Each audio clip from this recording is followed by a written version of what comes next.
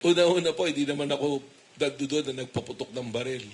Siguro yung sinasabi because I'm the head of the NBI, kaya dapat suspindihin ako dahil command responsibility ko yung mga tao. Tama po ba? Eh kung ganun po yung magiging basehan, ang unang-unang suspindihin dapat si Senator Alan Peter Cayetano. Dahil command responsibility niya si Sergeant at Arms. At in fact, inaamin ni Sergeant at Arms, sila nag-uusap doon sa mga pangyayari. So ako naman po, I'm willing to face any investigation. Kung ano man po, if I will be found na may kasalanan, I'm willing to serve kung ano man penalty na gagawin po natin. I think alam ni Ma'am Ichi yan sa tagal niyang kasama niya ako. No? So sa akin po ganun. And yun naman, ako pag tinatanong lang, doon lang din po tayo nagpapaliwanag eh. Dahil gusto ko lang po mag-respond doon sa tanong ninyo. In as much as possible, sa totoo, ayoko na po sanang mag-interview. I've declined a lot already because I'd like to give I would like to give it to the committee that was as committee na ginawa na binuo ni Secretary Bida, no? And the CIDG is there already, so sila yung mas makakasagot dito. But your question is something na legal and political somehow. So, anong pinanggagalingan? Siguro, command responsibility. Sabi po nila, yun po siguro. If that is the case, sino po ba unang nagpaputok? Kung wala naman nagpaputok doon, baka hindi po nagka-ratrata ng paputok doon. At sino po ang may command responsibility kay Sergeant at Arms? Senate. So, di ba po, who is the head of the Senate right now nung nangyari yun? Ano po? So, along that line, ano po? Siguro po yun ako. I hope na sasagot ko po yung tanong niyo. Ano po? Bukin ba kami niyan? O kaya, kilala mo naman yung namamahala doon sa grupo na yon, tatawagan mo siguro, di ba? No? So, ako, again, those are factual na makikita lahat doon sa findings. I've seen all the videos already that is necessary to be seen na importante doon sa investigation. It was shown to me by CIDG last night. Nakita ko na yung sagot eh. But I'd rather leave the conclusion again to the Department of Justice. And even, I'm giving the CIDG, siguro you ask CIDG kung ano yung findings. I think they've done. Nakuha na nila kaagad eh. You've seen the CCTV. You've seen the coverage of the media who are present there. Everything happened at the side of GSIS. Hindi doon sa loob ng bahay nila. That's why ako, nung tinawagan, we're having fellowship doon sa aming planning. I've really insisted, nagpa-interview talaga ako, wala, nandito kami. At sigurado kung walang tao sa Senado. Because what was told to me by the senators, sa loob ng Senate, binabaril sila. And the ballistics ng bala, yung papasok, makikita niyo yung ballistics, papunta lahat sa GSIS yung tamaan ng bala, walang papunta sa Senado. They were never put in danger. Hindi nalagay sa senators. Kasi nga, it's a protocol kung if you are being attacked and you're under threat, sa bahay mo limbawa, Ma'am Ichi, at may opportunity ka namang umalis sa bahay mo dahil alam mo, ma-overpower ka or anything, anong gagawin mo? Dapat the first thing that you did, evacuate mo na yung, lalo na yung mga senators. Kasi importanteng mga tao yan. Diba? So there is a danger. But you stayed until 12:30. Yung pinakahuling umalis, 2:30 a.m. eh. Tumakas pa, di ba? Yun lang. Hello, Chief. Sa akin naman, quick reaction lang. Kasi the senators now are doing their own live stream. Kanya-kanyang live stream na sila sa loob ng Senado. And madalas sila makipag-usap sa media. Especially Senator Cayetano, who's now the Senate President. Quick reaction lang po dun sa sinabi ni SP na hindi nyo matitibag yung Senado under his term and kayo raw po yung dapat mag-resign, hindi siya. Wala naman akong panawagang mag-resign siya. Saan kaya niya nakuha yun? Baka may nagbulong na naman sa kanya.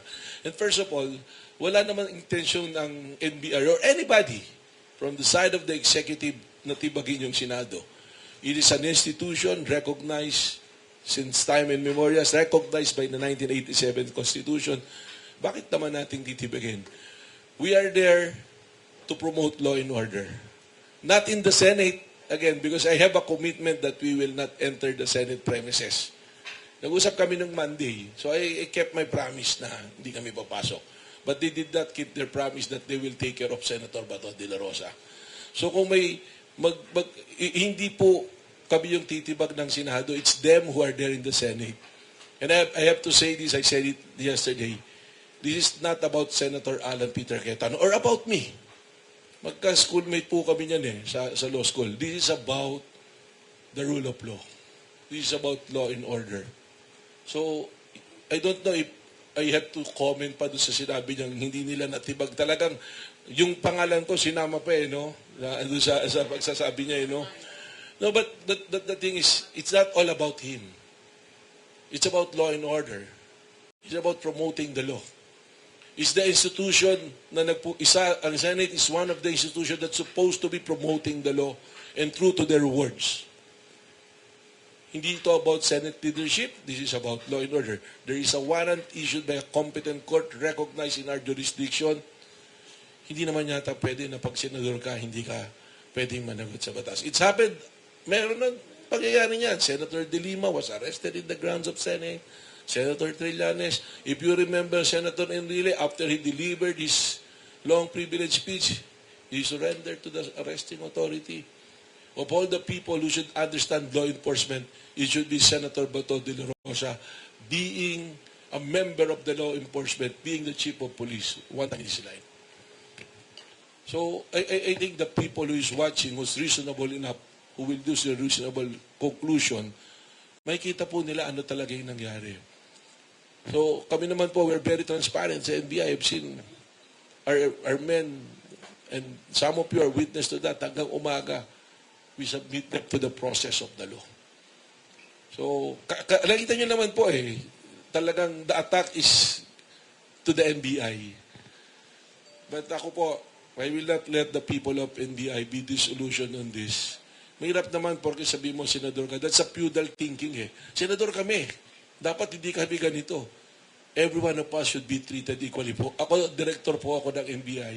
I'm given a mandate to promote it.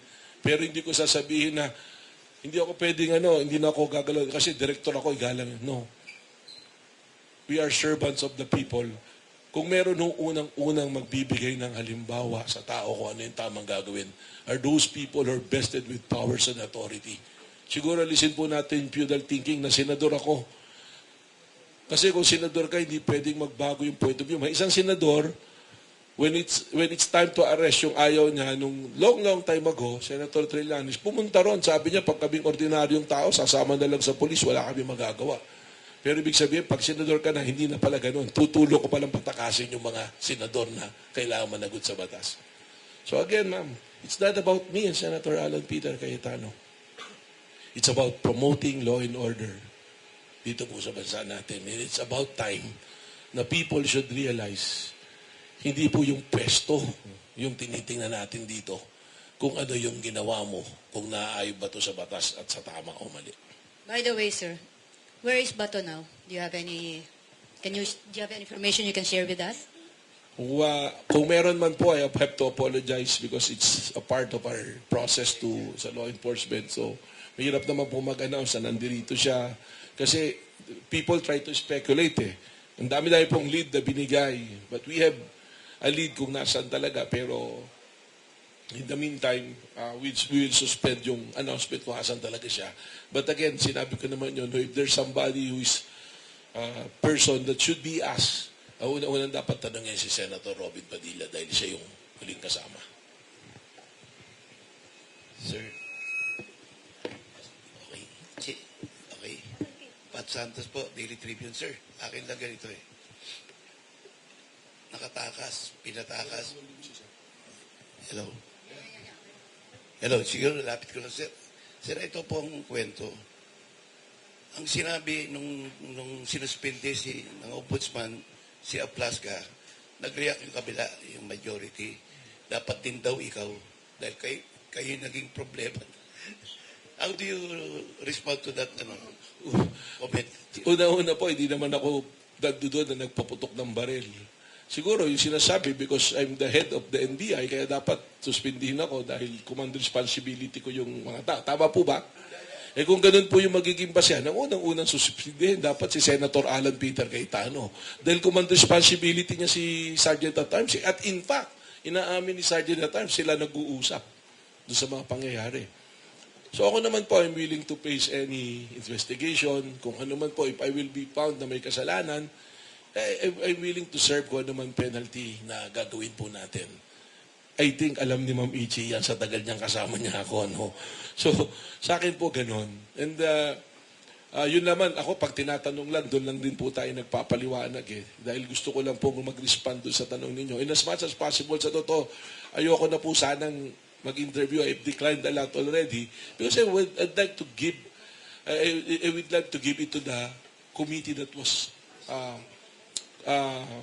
as committee na ginawa, na binuo ni Secretary Bida, no? And the CIDJ is there already. So sila yung mas makakasagot dito.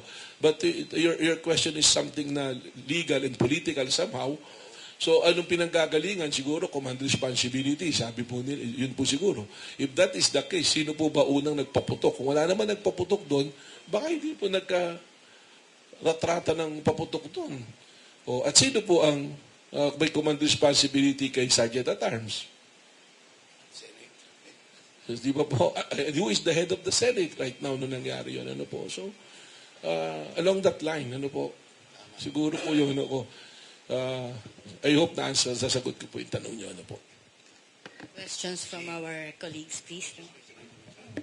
Hi, Director. Good morning. Rolando Nang from Manila Standard. Saan siya nawala kahapon? Director, based on your findings yesterday, okay lang po ba kung ma-disclose kung paano po nakalusot si Mr. Oracion sa Senate premises? If kung Sino si Mr. Oracion? yung Mel Oracion, yung Oragon po. Oragon, sorry. Oh. Yung Ang driver. pangalan niya talaga, Ramir Masaya. Yung Oragon, nickname niya, ano po. I've seen the video. He was arrested in the premises of GSIS. He was arrested without a warrant, without anything that he's doing. Napagsuspecha lang siya. I've seen the video. I've seen the CCTV footages. So within the boundary ba yan ng GSIS and Senate? Within the GSIS premises, sa tapat ng canteen sa second floor ng GSIS. Now, do you see any malice na ginawa ng majority senators? Kasi sunod-sunod yung bintang sa'yo. Mahirap yung mahalis eh, kasi suspecha yan eh. I don't want to base my action on malice or assumptions or emotions. Kailangan sa facts tayo nagbabase at saka sa batas eh. Kasi yan na nga yung nangyari eh. Papakinggan nyo, balikan nyo lahat ng interview ni Sergeant at Arms. Yung pagkilos niya, all based on assumptions. Sa paghihinala. In street term, sa pagkapraning, lulusubin na kami, nagbabarena na. Only to find out, yung pagbabarena pala is to secure yung door para hindi makapasok from Senate, passing to the GSIS. Doon po lang. So mahirap pong magbase based doon sa suspecha. Yung tamang hinala, mahirap po yun. So, ang NBI, we base our action on facts, on events na nangyari talaga, by procedure and by law po. Good morning, Director po from Billionaire. Still on the Senate incident, sir. There were reports, sir, claiming na meron daw talagang plano na gawing escape route yung GSIS, yung entry and exit points na pumapagitan sa Senate. Can you confirm, sir, na may ganun talaga kaya po kayo nandun? I cannot confirm na gagawin nila yon, but the Senate is a good escape route for that purpose, no? Kasi yung GSIS, Senate to GSIS is a good entry point kasi 7 yung entry points from Senate building to GSIS eh. Plus the gate. So 8. So that's possibility, but am I saying that they're gonna do it? It is a possibility. Factual yan. If you look at the layout of the building, pwede talaga. So wala pong information na merong pag-dry run pa kung paano nila gagawin, kung kanila. Well, there are events, pero I cannot confirm that. I will defer to the investigating authority right now. Kasi tourist na yan eh. So, kailangan yan back up by mga factual findings eh. Sir, with regards to the CCTV, yung unang CCTV, yung paghabol kay Senator pong lumabas. And then ito pong sa incident na to, parang ang tagal nilang ilabas and then may sinabi pa si SP na dadaan muna si legal. What's your take on it? Well, sila yun. They're the one taking charge on that. Kaya tama naman yun. Yung hinabol si Senator Bato, actually, kulang pa nga yung video. That's why we have requested a copy of a CCTV, no?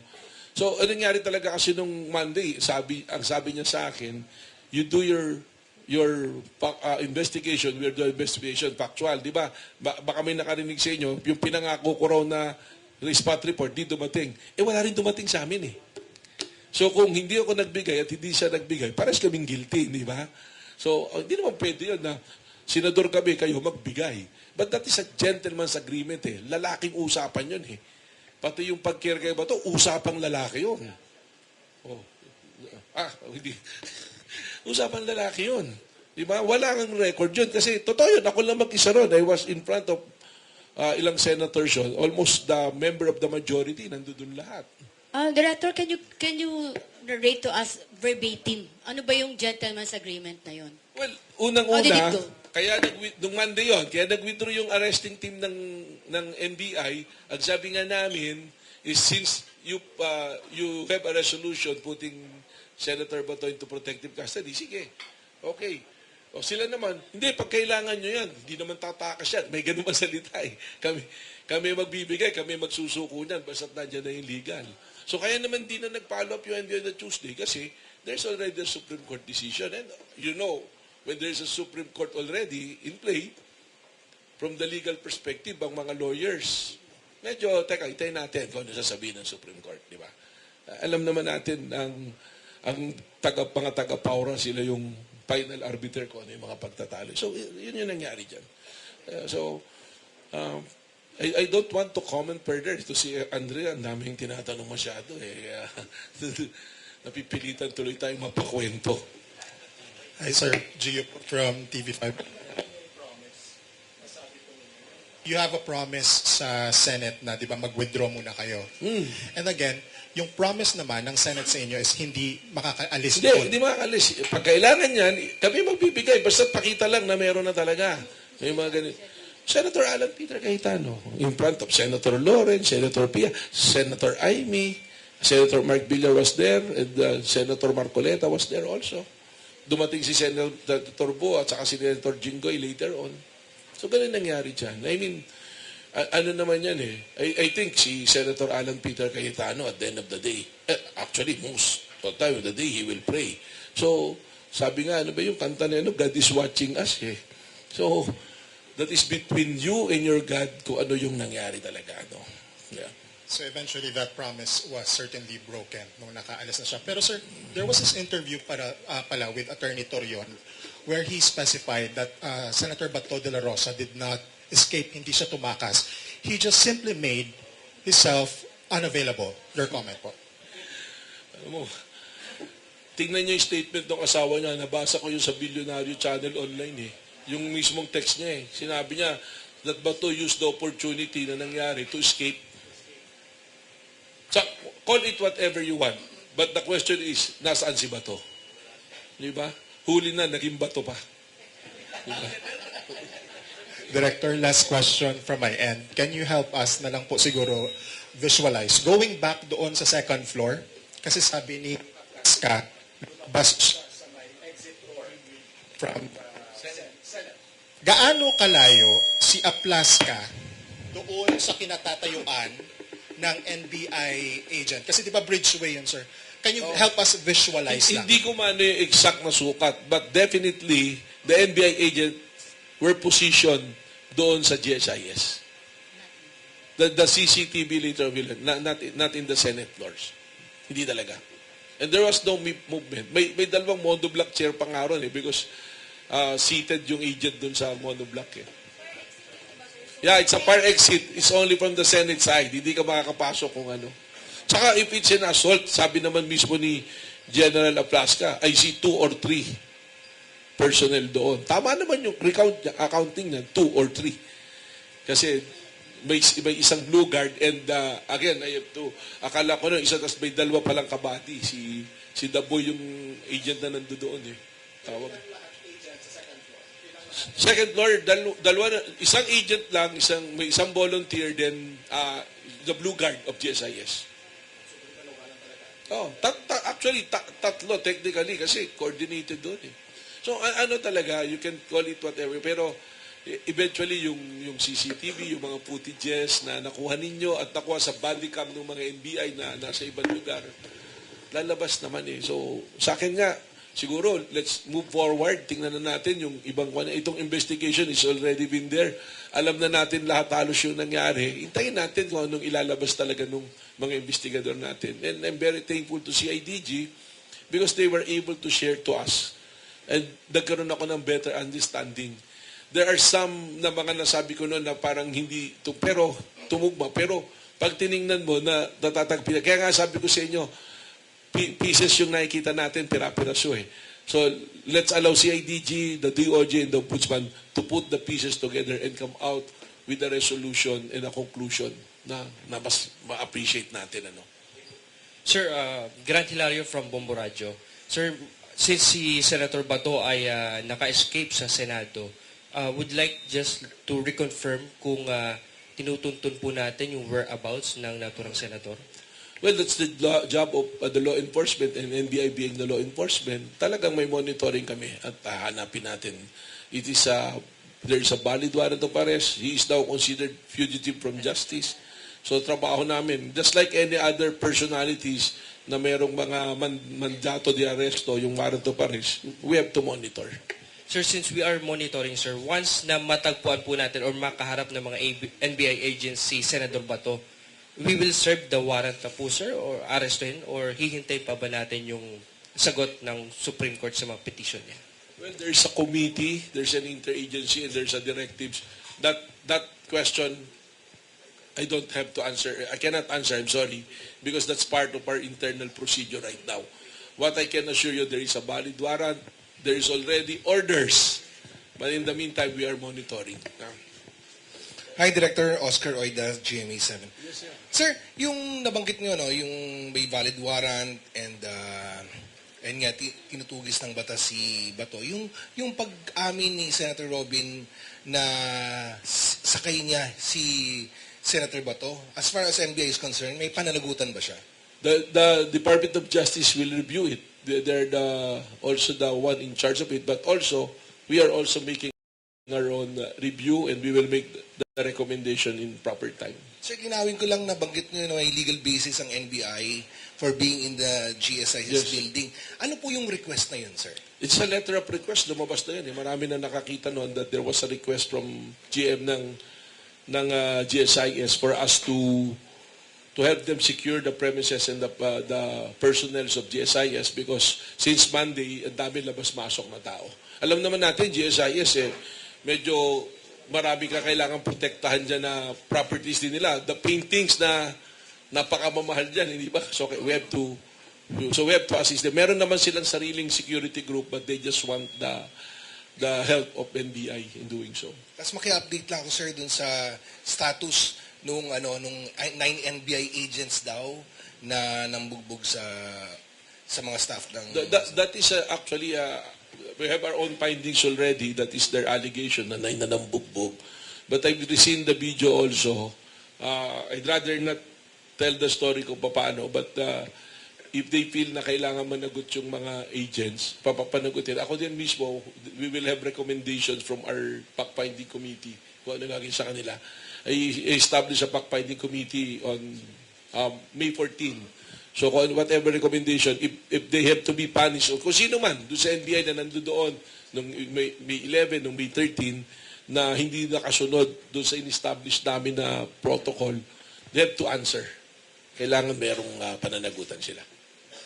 Good morning, Director. This is Lynn of FABC. I would like yung kung beforehand it happened, the shooting incident, handun po si Trillanes at may hawak po siyang arrest warrant. At nagkaroon din po ng, before yung incident ng Putukan, meron pong incident ng habulan.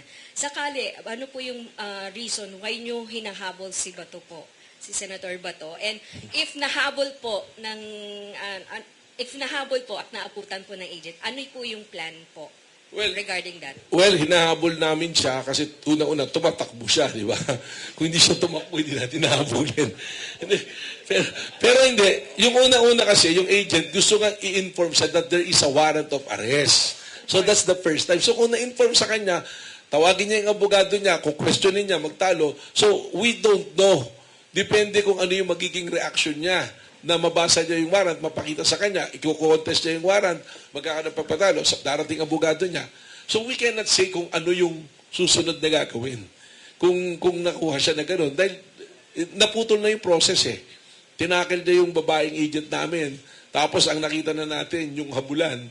So, doon na tayo nahinto. So sabi nga na serve. Hindi na rin nga natuloy dahil nagkaroon nga ng gentleman's agreement na we withdraw. At tapos eventually nagkaroon ng Supreme Court. So iba yung change of event. If ever we have plan or anything, kung hindi naputol doon natin makikita kung ano sana yung nangyari. Kasi ang expectation namin sa kanya, being member of the law enforcement before, alam namin, ang iniisip namin, he will be responsible. Sige nga, tingnan ko yung warrant. Teka muna, tatawagan ko yung abogado ko.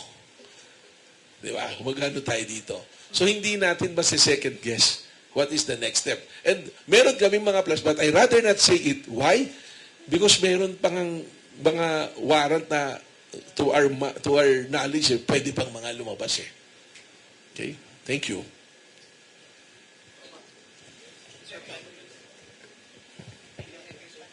Okay na. Good morning po, Tina Nolasco from DZRH.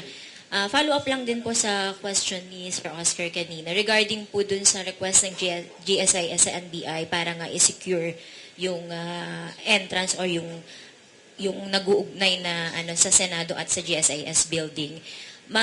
Kina-question po ng ilang mga netizen, bakit daw sa NBI humingi ng tulong ang GSIS at hindi sa PNP? That's a good point, no? Tama naman yon. Kahit ako rin, tinanong ko si GM, bakit kami eh? So sabi niya, nandito na kasi kayo ng Monday when you are doing your operations. So may presence, you're more familiar already. And other than that, sabi niya, ikaw naman, ikaw na yung kakilala ko, so ikaw na yung tawagan ko rin, ano? So ganun yung nangyari. But ang PNP naman, they have presence there already. Ang thinking nila, PNP was busy securing the premises sa labas. So yun yung isang reason nila. Actually, that question should be addressed to GM. And ako, I posed that question to him when he asked us to help. But we cannot say no. Because law enforcement kami, humingi ng tulong, kailangan pumunta kami. Okay, thank you po. Director, good morning. Jesse Cruzat from ABS-CBN News. Sir, sundot ko lang yung question na yun, na it's for the GSIS to answer that question. But you think if there's an available opportunity for them to call for an assistance from the PNP, they could have done it? Pwede naman talaga eh.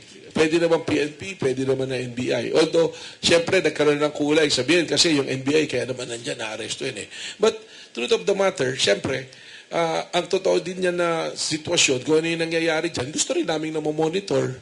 So, nung tinanong kami na nandiyan dyan, it's an opportunity for us to monitor the situation without entering the premises of the Senate. So, we will be true to our promise na hindi kami papasok dyan. At hindi naman talaga pumasok. Yes, sir. We want to clear it once and for all kasi parang nung hapon, di ba, nag-Facebook Live si Senador Bato saying that there were agents outside. I think the CIDG na mention niya who wanted to arrest him that day.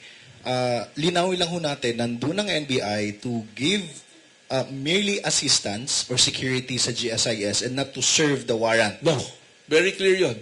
Kung marinig niyo yung mga video, I don't think if it's ABC5 yata yung nakakover no na ang sinasabi ng mga agent, do not engage, do not engage.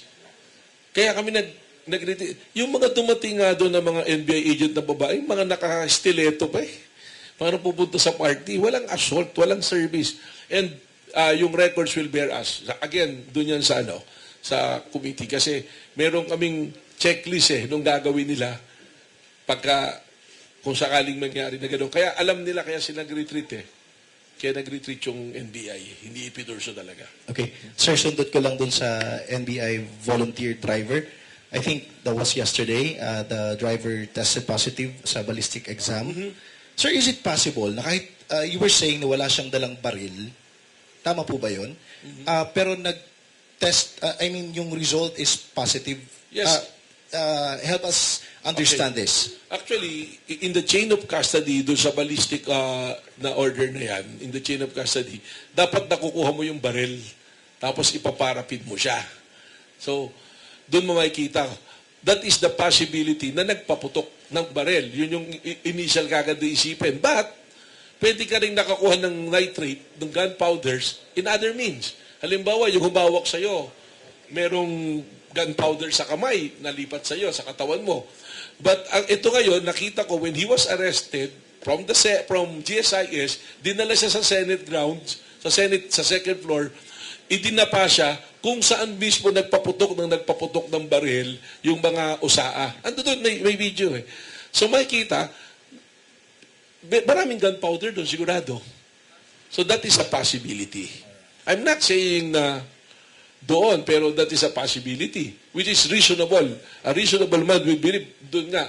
Dahil wala siyang hawak na baril eh. Nakuhaan ng video doon sa fifth floor. Na nandoon siya nung nagpuputukan at wala siyang hawak na baril.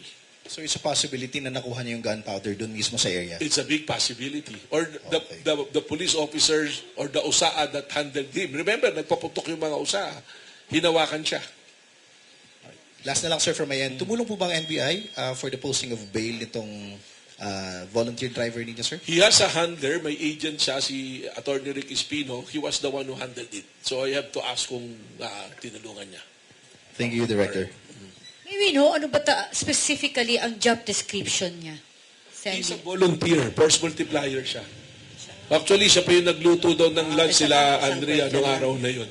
Kasi allowed kasi ang NBI agent na meron kang kabady. Na-handle mo yun. Force multipliers. Kasi alam niyo po ba kung ilan lang ang NBI sa buong Pilipinas, pati employees? Less than 2,000 po. Ang ahente po namin, less than 400. At we serve buong Pilipinas po. Papatulong nga po kami sa Senado na sana yung budget namin na madagdagan po para makapag-recruit po kami ng mas maraming mga ahente. Ano po. Wala pong sweldo yun. Po. Yung agent niya nag-handle noon, allowance siya, ganyan, ganun po na. Alam niyo may mga tao kasi gusto ng action eh. Yung parang gusto nila, sama sila. Hindi, totoo yun ha. Yung iba nga, manghihingi ng tsapa, gusto nila manghuli. But of course, we don't give yung badge indiscriminately, no? Kailangan pag-aralan namin. Ano? Yes, ma'am. Okay na? Good morning, Director. May katanungan regarding kay Padilla. Regarding yung lumang kaso, pwede by presidential pardon, pwede ba ibalik hulihin siya? Hindi ko po kayang sagutin yan, ha? You're asking me as a lawyer. So, first we have to look kung ano yung conditions ng pardon. There is absolute, there are conditional, so we have to check it po. Okay. Sir, last na, update lang on a case we've followed, no, yung kay Franco Mabanta. We've heard that the prosecutors has already submitted information, filed na daw po sa court, and ano po yung latest developments? Galing mo talaga magtanong eh, no? Parang nakita mo. On Friday, we received the order allowing us to have access sa mga gadgets na nahuli, including kay Franco Mabanta. So, yung cyber warrant namin na-approve. Ibig sabihin po nito, yung telepono ni Franco Mabanta, mabubuksan namin at legally, we can obtain informations, videos, pictures, text messages, text logs, lahat po. So, yung mga nakausap niya, kung sino man yung mga kinausap niyang personality, we will have access to that. Malalaman po namin. Kaya yung pati yung mga chismis-chismis na kinausap, sige na to, ganyan, we will have definite answers on that. Doon po sa makikita naming mga communications and call logs and the videos and pictures sa telepono mismo ng Franco Mabanta at na mga kasama niya. Okay. Direct.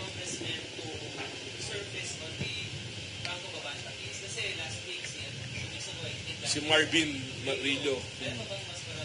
Well, we're just there sa opisina namin. Kung may gusto pa mag-file, we're welcome. Sabi ko nga, makikita naman namin eh kung sino yung mga nakausap. Senators, congressman, mayors, governors, personalities, sino man. Well, I don't know kung nag-usap sila. No? So basta lahat ng nakakausap niya doon, makikita namin. Hi, Direk. MJ po from Inquirer. Yes, Direk. Clarification lang po and verification na ipakita na po ba ng NBI ang ICC warrant kay Senator Bato, kay Senate President Cayetano? Hindi pa. Kay Bakit? Senator Bato, tumakbo nga siya eh. Hindi po, sir. Hindi Kay Senate President. No. Di ba? But, alam mo, tingnan nyo lang yung ICC website, nandoon eh. Nag-press conference na nga yung ICC, sinabi nila there's a warrant eh. Tingin ko naman doon, malinaw na yun eh. But for the handover po nung mismo kay Senate President Cayetano, sir, wala pa po and meron po ba kayong ban? He's not the one who's under arrest eh. So, I don't think na dapat ibigay sa kanya yung warrant. And when it comes naman po dun sa sinabi nyo kay kay Sen Robin, meron bang action ang NBI for that after po nung statement ninyo? Sinabi ko po kanina, under investigation po yan. We have to process it. We have to, again, I will say, kung ano man kilos namin, based on facts, based on law, based on process. Hindi po based on emosyon, hindi based on tamang hinala, may process po tayo. Okay, next. And Dami, last, no? Sabi mo, isa lang. Direct last na. Nagte-text pa sa akin ito mamaya, may tanong ka ulit ito mamaya. Maniwala kayo sa akin. Sure ako dyan. Ito na, pangbuo lang po nung story direct. Di ba sinabi niyo po kanina na napagbintangan lang din si Mr. Aragon na unang pinangalan ng suspect doon sa Senate shootout. Tingin niyo po ba, meron po bang something attack po ba sa side ng NBI for that? Is the NBI under attack? Yun ba yung tanong mo? No, I mean... Hindi naman. Ako, I don't want to take it that way. I don't want to take it that way, Maybe Senator Alan Peter Cayetano is too passionate to give his position, but I will not say it's an attack. Baka yun yung nakikita nila eh. Baka they see it that way. Sa way nila, ganun yung paningin nila, na yung ginagawa ng NBI is ina-atake sila. But let me assure every one of you, hindi po atake yun. We are there to promote our mandate, to promote law and order. Wala po kaming direction na ganon. Kasi iba po sana yung nangyari, it's unfortunate, may nasaktan na usaa, but if you, ano nga dati yan, tingnan natin yung so bakit nangyari yun, po. Isang takeaway dito is, the usaa is a security personnel. They are not law enforcement. NBI is law enforcement. Parang hindi naman tama na yung law enforcement, siya yung iwa-warning shot mo. Doon naman sa May 11 na nangyari, hindi naman yata tama. I-detain mo yung law enforcement who's trying to enforce a valid warrant. So, dapat yun yung tingnan natin lahat.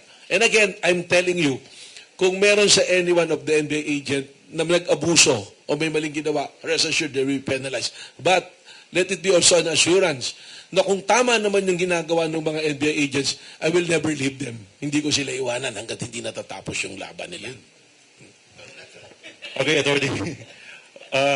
Beforehand po ba, alam na natin na may warrant of arrest ang si Senator Bato, but may nakapalibot na mga PNP personnel. May coordination po ba tayo sa PNP regarding ito sa warrant of arrest niya?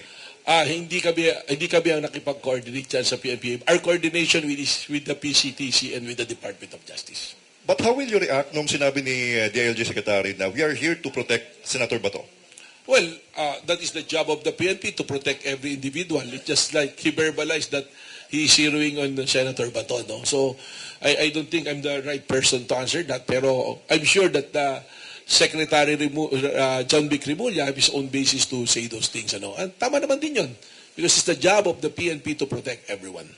Last na lang. Or super last po, or last na lang na ano pa yung mic na. Director, do you think na communication is the problem on this? Medyo nag-clash. I agree. Hindi nakapag-usap. Pero ang sasabihin ko lang, yung sinasabi ni General Aplasca, dapat tawagan ko siya kasi may operation pala. But the problem is, sabi ko, bakit katawagan? Wala naman kaming operation talaga sa Senado. But if you will check, kausap ko yung GSIS because doon kami nag-deploy eh. So dapat yata, it's General Aplasca who called, at least that's the head of security of GSIS. Or kung talagang may tamang hinala ka na, yung sinasabi ng papasukin yung bahay ko, parang grupo ni Atty. Matibag itong papasok ka. Tawagan ko nga si Atty. Matibag. Atty. Matibag, papasukin niyo ba kami? Hindi po. Andyan lang po kami sa GSIS because we were requested. So, hindi talaga nakapag-usap. Talaga pong That's why- nangyari, assumption talaga. So, ayun nga, sa tamang hinalangan, that's why I will not act based on assumptions di ba? Tapos nagpaputok na kagad. Thank you po. Di ba? Okay, thank you na po. Okay na po. Okay na, salamat sa inyo. Last na. Kung mairi-rewind natin lahat, would you have done things differently? Nire-regret mo ba na pumasok ka sa gentleman's agreement? Kung i-rewind ko lahat, sana si Senator Bato, hindi na natin pinabot doon. Nagsimula sa habulan, natapos sa putukan. Sa takasan pala, hindi sa putukan. So hindi, alam mo, mahirap yung sinasabi mo, Ma'am Ichi, kasi wala namang second take Isang take lang to Given a chance, dapat siguro si Senator Bato talaga is the one center of all of this thing di ba? So dapat siguro nakipag-usap siya. Kung nabasa naman sa kanya yung warrant at may question siya and meron dumating na abogado, Senate ground siya, yung mga senators came in, I'm sure yung tinatanong ni Ma'am kanina, although we have a process to follow, palagay ko magkakaroon ng mas mahabang pag-uusap Siguro kung maririwain lang siguro yung question kanina ni Sir from Net 25 na dapat nag-usap. Yung gentleman's agreement, ang hirap nun kasi nung ginawa ko yun, that is, naniniwala ako na all of us will agree on that and will respect it So, I don't think may mali dun sa pangyayari na yun, So, Bigyan nyo na lang to, Senate report. last na talaga yan, ma'am. Senate. Are you under attack, ma'am? Good morning po, sir. Maylin Alfonso po ng Bulgar. Sir, kasi para po kay Senator Robin Padilla po, kaya raw po tumakas si Senator Bato dahil ayaw niya magpa-kidnap. Reaction niyo po. Well, that is really their argument. So, parang mahirap yata yun. Wala namang kidnapping na may warrant of arrest. So, I don't know. Maybe magaling po yung mga lawyers niya ni Senator Robin. Kakilala ko po maybe magtanong po niya yung sa abogado nila kung that is the right thing to say. Because if there's a warrant of arrest, parang tinuturuan natin ngayon yung mga tao, pag may warrant of arrest kayo, ang argumento nyo, huwag kayo pumayag na magpa-arresto kasi kikidnapin kayo. Mahabang proseso because of the case already in the Supreme Court. That's why kami nga po in the executive, yung Supreme Court tinitingnan po namin maganda po yung linya ni Senator Robin Padilla na yan. Po. Okay. Okay na po. Ito na po yung mic. Okay, maraming salamat po. Ito, although marami na siyang sinabi, we still have to hear some parting words from you. Well, maraming salamat. Ang message ko lang, salamat sa inyo. Salamat doon sa media na kasama namin nung pumasok sa GSIS. Kasi ang laking tulong, at least makita yung totoong nangyari. Kasi kawawa naman po yung mga ahente namin, they're just doing their job. Na naipit sila doon sa position na yun. Po. So sa inyo pong lahat, salamat. Mamichi, salamat po sa imbitasyon ninyo. Sana po, huwag nyo na ako ulit imbitahan. Biro lang, Mamichi. And then, susunod ako mag-iimbita sa inyo. So maraming salamat. Ako naman po, I'm always transparent. Hanggat kaya kong sagutin yung tanong ninyo, sasagutin ko po. If there are things na hindi ko pwede pong sabihin sa inyo, I will be very honest also that I cannot tell it to you because of operational concern. Mahirap po yung position. Kung gusto nyo po, ako yun nandyan, ako magtatanong sa inyo. So, sama saan? Sa operation. Then, we have, mamaya meron din kami sa media. Alam nyo, ang sabihin ko lang, yung NBI po, hindi lang ho ito yung ginagawa namin. In fact, I have to tell you, we have more than 10 successful operations. This week po, habang nagkakaroon ng kaguluhan sa Senado, we have arrested a lot po, human trafficking, financial scam, sama-sama na po yan. We have served a warrant. There is a guy who is wanted for 16 years for non-bailable offense of multiple rape. Nahuli po namin. Then yung pupuntahan ko po ngayon is yung amin pong nahuli na sinara namin na malaking steel company because of ginagawa po nila na parang yung steel company, may marami pong angulo yun That's why we're having a joint press conference with PAOK, DND, PNRI, halo-halo na po yun. So we've been doing our job to the sa inyo pong lahat, thank you for covering us. Kayo po yung pagpatas na nagko-cover po sa amin. Ano. Yung pong mga noise na naririnig ko, I don't listen to it anymore. But I'm willing to be criticized. I'm always ready to answer kung may mali po akong ginawa. And again, I have to say lang, I have to be fair to the men and women of NBA na dinatnan ko ron. Kasi parang nung dumating ako, hindi ko alam, nagkagulo yata eh. So, but rest assured that I will protect them kung tama yung ginagawa nila. Pero kung mali yung ginagawa nila, I do not hesitate to punish anyone na mali po yung gagawin. So, ganun lang po yung paniniwala ko dyan. Ano po. It so happened, siguro I came from a group na ngayon, sila yung tinatamaan in doing my job. So, kaya siguro tayo nandito na ganito yung sitwasyon. So, thank you again. Salamat po. Mamimiss ko nang magsulat sa Daily Tribune. I used to write. Kasama nyo rin ho ako na I'm part of the media noon. I'm a columnist at Daily Tribune before. Nagsusulat ako but I stopped writing na. Ano po. So, salamat. Salamat, President.